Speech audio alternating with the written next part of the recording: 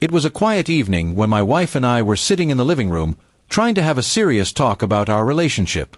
For the past few months, things had been distant between us. I had been trying to figure out why, but every time I asked, she would brush it off. That night, she finally looked at me with a flat expression and said, "I just don't feel excited anymore." Her words cut deeper than she probably intended, but I stayed calm, hoping we could talk through it. I asked her if it was something I had done or if I had failed to meet her needs. She shook her head and told me it wasn't about me personally, but about her. She said she just didn't feel that spark, didn't feel horny anymore, as she bluntly put it. I didn't know what to say at first. My mind was swirling with thoughts. Was this the end? Was she falling out of love with me? As I sat there trying to process it, the sound of footsteps came from the hallway. Her younger sister, Mia, walked into the room.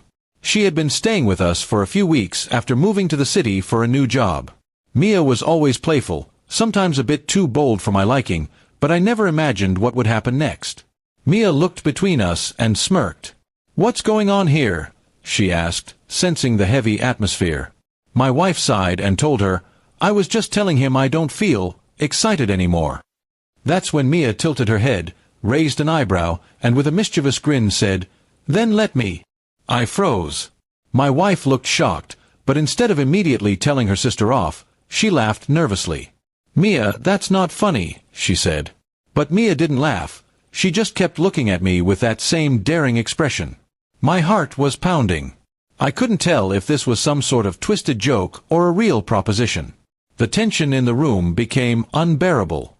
I glanced at my wife, expecting her to shut this down completely, but she just stared at her sister with wide eyes. Finally, she asked, "Are you serious right now?" Mia shrugged. "Well, if you can't make him happy, maybe I could." I stood up, unsure whether to walk away or demand an explanation. My wife looked more confused than angry, almost as if she was actually considering the idea. That unsettled me even more. I said firmly, "This isn't appropriate. At all." But Mia just leaned back against the wall, watching us like she was testing the limits. After a tense pause, my wife told her to go back to her room, but her voice lacked real authority. Mia smirked again before leaving, clearly satisfied with the chaos she had stirred up. I sat back down, still in shock. "Why didn't you stop her immediately?" I asked. My wife avoided my gaze, mumbling, "I didn't know what to say." That night, I couldn't sleep. I kept replaying the moment in my head, the look in Mia's eyes, my wife's hesitation, the strange way she didn't seem entirely upset. It made me question whether this was really the first time such a thought had crossed her mind. The next morning, things felt awkward. My wife acted like nothing had happened, but Mia kept giving me these sly looks whenever my wife wasn't watching. I avoided being alone with her, afraid she might try to push things further. My trust in my wife had taken a hit, not just because of what Mia said, but because of how she responded.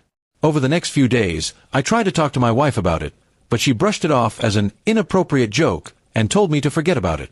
But I couldn't forget. It wasn't just a joke, it was a line that had been crossed, even if nothing physical happened. I started noticing other signs too, late-night whispers between the sisters, strange glances, and my wife's growing indifference toward me.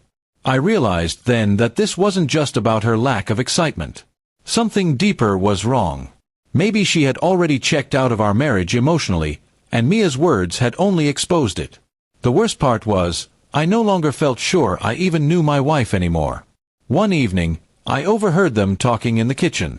Mia was saying something about giving him what he needs, and my wife told her to stop, but her voice didn't sound like she truly meant it. That was the moment I knew I couldn't stay in this situation any longer. The very next day, I packed a bag and told my wife I was leaving for a while.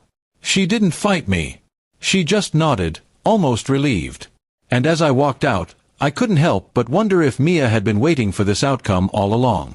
In the end, it wasn't just about what Mia said, it was about the cracks it revealed in my marriage. Those words were the spark that lit the fire, but the truth was, the damage had already been done long before she ever walked into that room.